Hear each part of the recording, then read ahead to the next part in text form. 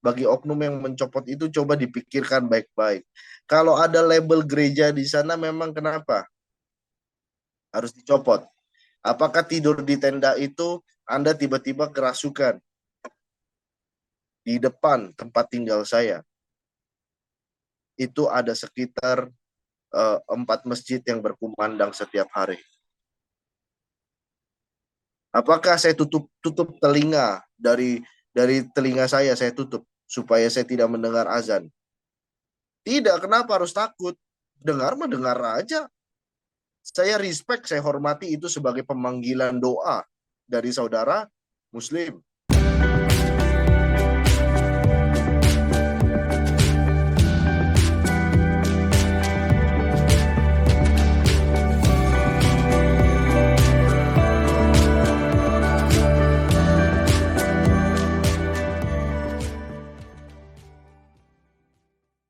Shalom saudara, berjumpa kembali dalam Bincang Teologia.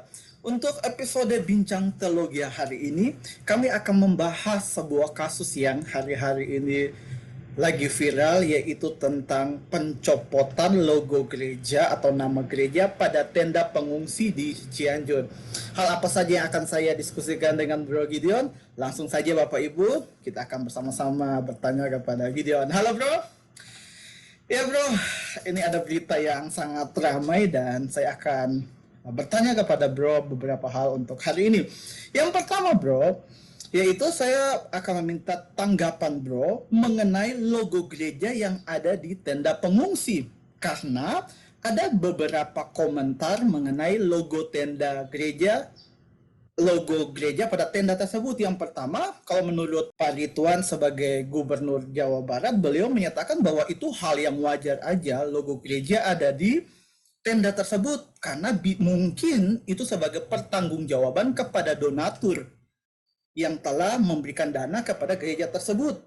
Hal tersebut saya dapat dari pernyataan tersebut ada dalam sosial media Pak Ridwan. Nah, yang berikut ada juga komentar dari Bupati Cianjur, bro. Yaitu saya kutip dari CNN Indonesia. Bupati Cianjur menyatakan bahwa pencopotan itu salah, tapi menonjolkan label juga tidak benar.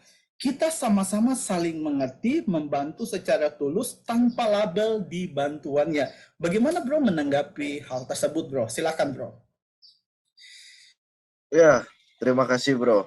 Yang pertama-tama ingin saya ucapkan adalah saya turut bersimpati ya dengan kejadian gempa yang banyak sekali melukai warga-warga Cianjur. Saya sudah melihat videonya dan hati saya miris sekali melihatnya ya. Banyak anak-anak kecil juga yang luka dan sebagainya dan orang-orang tua yang terkena menjadi korban. Ya, kita lanjutkan tanggapan dari saya mengenai statement dari Pak Ridwan Kamil. Menurut saya juga itu benar bahwa ya beda ya donasi dari kantong pribadi dengan donasi dari organisasi. Harus dibedakan itu. Kalau dari organisasi itu ada donatur. Sama seperti kita membeli barang dari kantor harus ada nota supaya rembes. Rembesnya sah karena ada nota, ada bukti. Itu diberi nama karena bersangkutan dengan donasi sebuah organisasi. Sedangkan kalau donaturnya adalah pribadi sendiri, nggak mau dikasih nama, ya terserah, gitu ya. Tapi jangan bilang salah juga dong kalau dikasih label. Karena itu adalah organisasi. Bedakan antara personal dengan organisasi.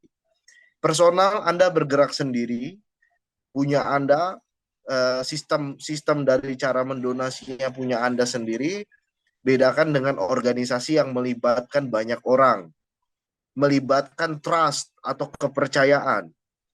Kalau tidak diberi label, misalkan sudah terkumpul banyak, tapi kok bantuannya hanya sedikit, ya itu kan tanggung jawabnya kurang. Jadi dokumentasi itu memang sebagai sebuah tanggung jawab. Jadi jangan dibilang salah, Bapak, ya. Pak siapa tadi? Bapak Bupati ya? Ya, Bapak Bupati, jangan bilang salah juga, tidak salah. Kecuali dari individu, kalau individu no name atau tidak pakai nama silakan gitu. Tapi ini apa organisasi itu ada tata aturannya ya karena melibatkan banyak trust orang di sana. Bayangkan kalau ada misalkan ada 1.000 orang menyumbang masing-masing 1 juta, itu dananya sudah 1 miliar. 1 miliar itu adalah jumlah yang besar dan itu perlu pertanggungjawaban yang sangat ketat. Jadi organisasi itu melibatkan banyak orang. Itu contoh tadi ya, bilangan itu contoh. Nah, itu melibatkan banyak orang. Jadi jangan dibilang salah ya. Kalau pencopotan jelas saya tidak setuju, bukan karena saya orang Kristen. Karena sekali lagi bahwa itu adalah bukti untuk didokumentasikan, itu adalah bukti bahwa itulah kepercayaan yang disalurkan oleh banyak orang kepada organisasi gereja. Ya, itu jangan dicopot gitu. Sementara Anda harus pikirkan bagi oknum yang mencopot itu ya, bagi oknum yang mencopot itu coba dipikirkan baik-baik. Kalau ada label gereja di sana memang kenapa harus dicopot? Apakah tidur di tenda itu Anda tiba-tiba kerasukan? Tidak, itu hanya sebuah tenda. Tidak lebih dan tidak kurang, itu hanya sebuah tenda dan itu adalah bantuan supaya banyak orang yang tidak kedinginan ya. Saya mendengar cerita dari ada kawan itu banyak bayi di sana yang mengalami hipotermia, kedinginan ya. Anda kejam sekali dengan cara seperti itu, dengan kedok agama yang Anda lakukan justru menyakiti orang, jiwa manusia. Untuk oknum itu ya yang mencopot itu. Dan ya saya turut eh, bersimpati sekali lagi kepada warga-warga Cianjur dan sekitarnya yang terkena gempa. Demikian bro. Iya bro, thank you bro. Pertanyaan yang kedua bro, ya bahwa kita harus mengapresiasi kepolisian karena mereka telah memanggil ormas tersebut untuk meminta pertanggungjawaban dan saya kutip dari fifa.co.id bro, menurut Kapolres Cianjur, dia mengatakan bahwa sejumlah orang dari ormas tersebut mencopot label lantaran khawatir adanya motivasi lain yang masuk melalui penyaluran bantuan korban gempa. Jadi mereka mencopot label gereja tersebut karena mereka khawatir takut adanya motivasi lain yang mungkin kristenisasi atau apa, saya tidak mengerti. Tapi bagaimana bro menanggapi tujuan mereka tersebut bro? Silakan bro. Iya, sekali lagi, kenapa harus seperti itu? Fobia ke Anda?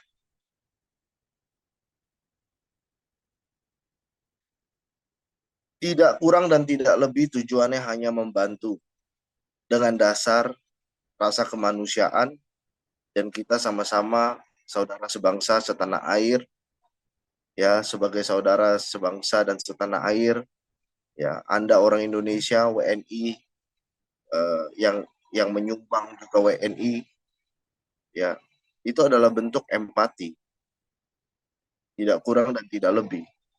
Emang donatur ke situ ngapain? Dia khotbah, dia ngapain? Dia paksa baptis, dia paksa. Memang memang karena tenda doang orang bisa. Kenapa ya? Terus sekali lagi, itu kan kenapa Anda harus hidup dengan ketakutan dan fobia?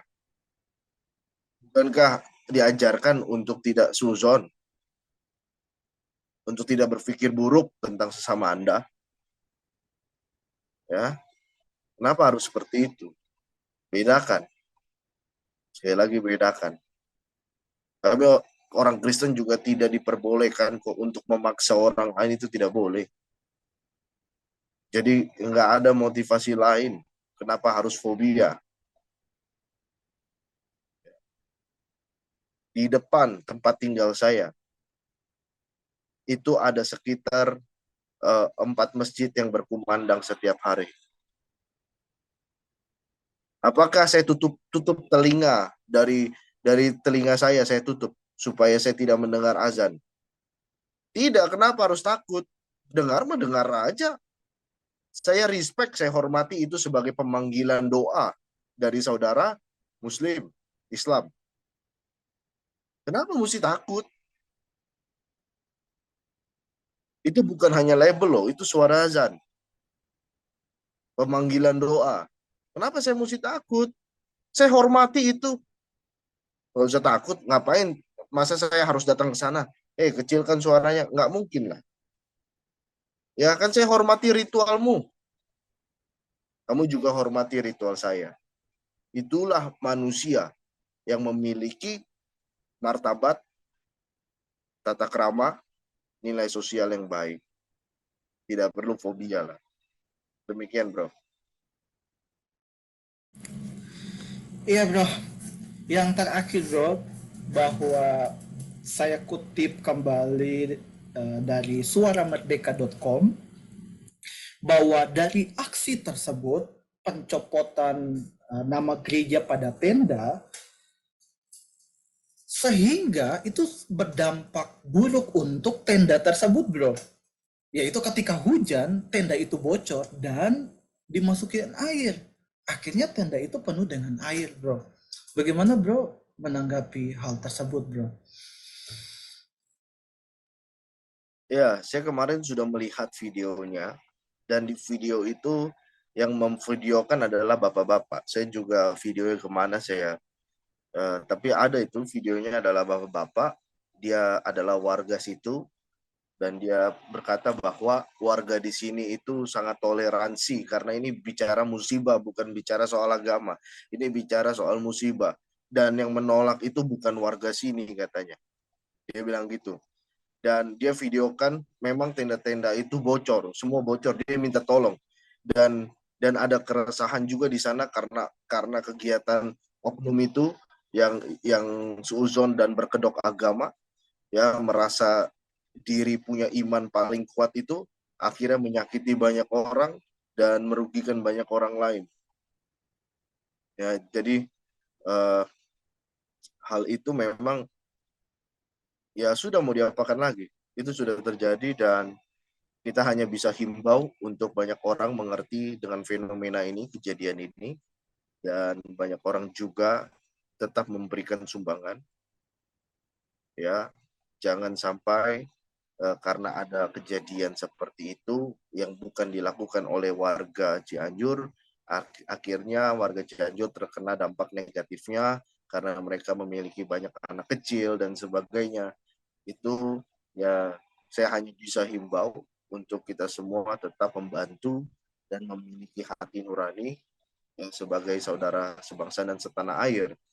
Ya, kita memiliki hati nurani untuk saling uh, membantu lah, menolong. Ya, karena memang kemarin juga ada berita, ada beberapa orang dan kawan-kawan saya berbicara, ya bagaimana sikapnya saja begitu, dibantu sikapnya seperti itu, banyak orang itu menjadi enggan untuk membantu. Ya, tetapi ya jangan juga seperti itu. Ya, karena yang di sana, warga di sana membutuhkan, dan warga di sana itu bilang bukan mereka. Kan gempa susulan banyak sekali itu datang. Ya, dan memang ya namanya musibah, kita harus saling tolong menolong lah, supaya kita mengimplementasikan ya Pancasila, kemanusiaan yang adil, dan kita beradab, ya. Terus persatuan Indonesia. Ya, jadi kita satu sebagai saudara sebangsa dan setanah air. Jadi jangan kita karena ada fenomena negatif yang dilakukan beberapa oknum yang merasa dirinya punya keimanan paling kuat, akhirnya menyakiti banyak orang dan merugikan orang lain, akhirnya kita stop atau kita berhenti untuk menolong mereka. Ya, jangan biarkan itu terjadi, kita tetap tolong, kita tetap perhatikan. Terima kasih bro, demikian. Ya bro, thank you bro untuk hari ini. Dan sebelum kita mengakhiri video ini, ada yang mau kembali bro sampaikan untuk setiap orang yang mendengarkan video ini? Silahkan bro. Ya, yang saya ingin sampaikan adalah tolong dibedakan antara urusan keimanan yang berada di dalam Anda dengan musibah fisik secara fisikal. Tenda dengan ada nama itu tidak akan membuat Anda menjadi pindah keimanan tiba-tiba. Sekali lagi, tolong dibedakan.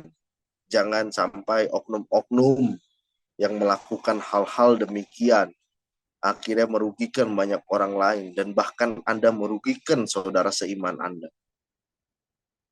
Ya. Justru saudara yang tidak seiman menolong, membantu, Anda justru yang mengacaukan bantuan itu. Ya, saya setuju dan saya rasa apa yang Pak Ridwan Kamil sampaikan itu sesuai pada tempatnya. Ini tidak berbicara tentang keimanan, tidak berbicara tentang ada kristenisasi dan sebagainya, tidak.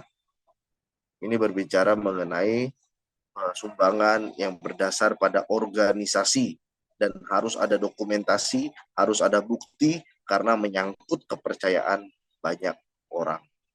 Demikian, Tuhan Yesus memberkati kita semua.